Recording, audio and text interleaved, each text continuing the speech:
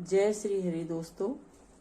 कार्तिक महात्म्य का तीसरा अध्याय आपके सम्मुख है।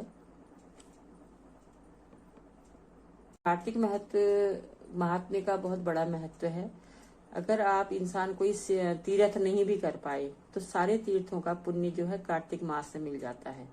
जैसे सावन मास शिव जी को प्रिय है, वैसे कार्तिक मास विष्णु को प्रिय है। श्री हरि और तुलसी जी की पूजा की जाती है इसमें, और दान किया जाता है। दीप दान का सबसे बड़ा महत्व है। वैसे भी आप दान कर सकते हैं, गर्म चीजों का दान कर सकते हैं, कुछ भी, और दीप दान भी कर सकते हैं। दीप दान का ये मतलब नहीं कि दिए आप किसी को दान करो, वो नहीं, दीप को जलाने को ही दीप दान बोला जाता है।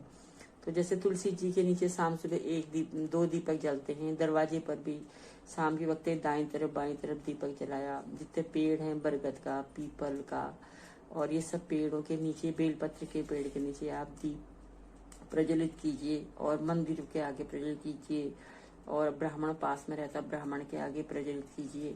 तो ये सब चीजें, क्योंकि ये जो कार्तिक का महीना होना अंधेरे से भरा हुआ है, और दीपावली भी तो इसी महीने में आती है, तो इसलिए जितनी रोशनी कर सकें, जितना दीप दान कर सकें आप इस महीने में कीजिए। तो ये इसका यही महत्व है। खाने पीने में भी इसका बड़ा महत्व है। इस महीने तामसी चीजों का प्रयोग नहीं किया जाता है। तामसी चीजों में जो भी चीजें हैं जिससे हमारी जो ध्यान को भंग करती हैं वो चीजें नहीं ली जाती है। मांस वगैरह का प्रयोग नहीं किया जाता है। सब्जियों में बैगन का प्रयोग नहीं होता है, और दालों में मसूर की दाल का प्रयोग नहीं होता है। तो इसलिए जो चीजें हमारी तपस्या में भंग रुकावटें डालती, उन चीजों का अपने आप को ठंडा रखना पड़ता, कूल, इसलिए इन सब चीजों का प्रयोग वंचित है। तो आज मैं आपको कार्तिक मास का तीसरा अध्याय सुनाती हूँ। आइए, कथा इस प्रकार है। सत्यभामा ने कहा, हे प्रभु, आप तो सभी काल में व्यापक हैं और सभी काल आपके आगे एक समान हैं। फिर यह कार्तिक मास ही सभी मासों में श्रेष्ठ क्यों है? आप सब तिथियों में एकादशी और सभी मासों में कार्तिक मास को ही अपना प्रिय क्यों कहते? इसका कारण बताइए। भगवान श्री कृष्ण ने कहा, हे भामिनी, तुमने बहुत अच्छा प्रश्न किया है। मैं तुम्हें इसका उत्तर देता हूँ, ध्यान पूर्वक सुनो।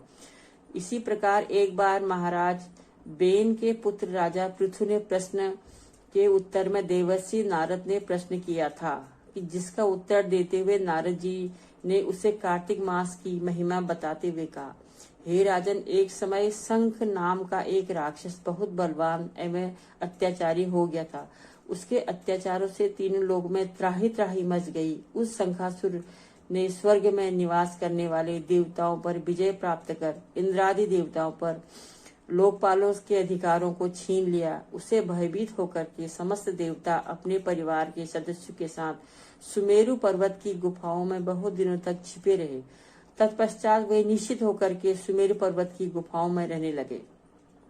उधर जब शंकासुर को इस बात का पता चला कि देवता आनंद पूर्वक सुमेरु पर्वत की गुफाओं में निवास कर रहे हैं, तो उसने सोचा कि ऐसी कोई दिव्य शक्ति अवश्य है जिससे प्रभाव से अधिकारहीन यह देवता अभी भी बलवान है।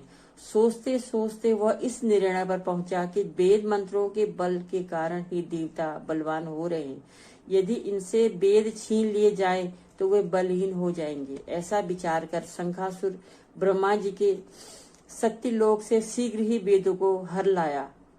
उसके द्वारा ले जाए जाते हुए भय से उसके चंगुल से निकल भागे और जल में समा गए। शंखासुर ने वेद मंत्र तथा बीज मंत्रों को ढूंढते हुए सागर में प्रवेश किया, परंतु न तो उसको वेद मंत्र मिले और न ही बीज मंत्र मिला।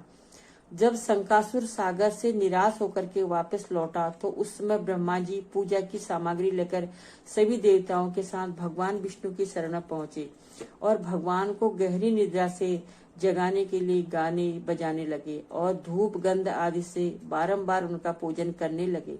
धूप दीप नैवेद्य आदि अर्पित किए जाने पर भगवान की निद्रा टूटी और वह देवताओं सहित ब्रह्मा जी को अपना पूजन करते हुए देख बहुत प्रसन्न हुए तथा कहने लगे, मैं आप लोगों के इस कीर्तन एवं मंगलाचरण से बहुत प्रसन्न हूँ। आप अपना अभिष्ट वरदान मांगिए, मैं अवश्य प्रदान करूंगा। जो मनुष्य आश्विन शुक्ल की एकादशी से देवस्थान एकादशी तक ब्रह्म मुहूर्त में उठकर मेरी पूजा करेंगे, उन्हें तुम्हारी ही भांति मेरे प्रसन्न होने के कारण सुख की प्राप्ति होगी। आप लोग जो पाद्य अर्घ आचमन और जल आदि सामग्री मेरे लिए लाए हैं वे अत्यंत गुणों वाली होकर आपका कल्याण करेगी। शंखासुर द्वारा हारे गए संपूर्ण वेद जल में स्थित हैं। मैं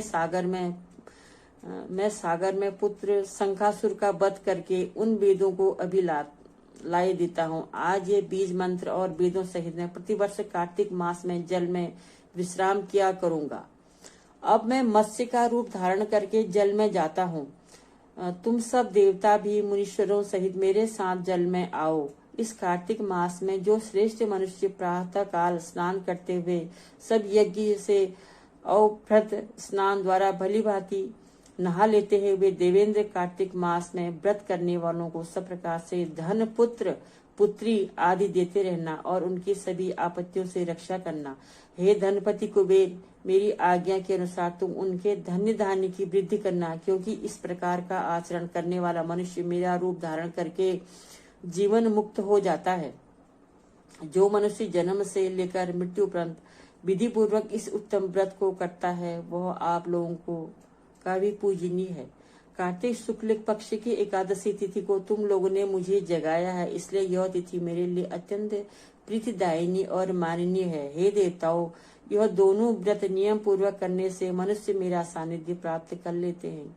इन व्रतों को करने से जो फल मिलता है वह अन्य किसी व्रत से नहीं मिलता है। अतः प्रत्येक मनुष्य को सुखी और निरोग रहने के लिए कार्तिक महात्म्य और एकादशी की कथा सुनते हुए उपयुक्त नियमों का पालन करना चाहिए।